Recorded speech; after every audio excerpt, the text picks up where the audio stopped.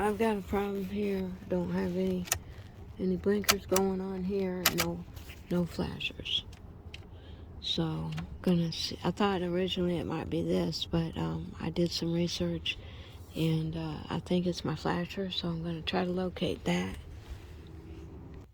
This is the part I was told I needed.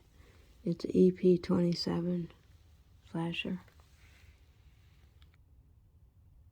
Okay, this is just inside the left door. The part, this is your fuse block, and the flasher is right at the top on the other side. It's straight up from the parking brake lever, straight up here. I'm gonna use a long screwdriver to pry it off. Okay, now let's see if we have blinkers.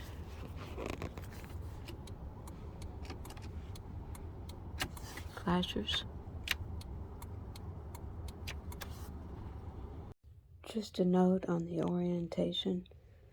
Have your double prongs over here and this here, and when you turn it, that single prong is going to be on your left.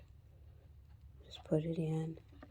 It's helpful if you have a helper with small hands because it's a tight fit.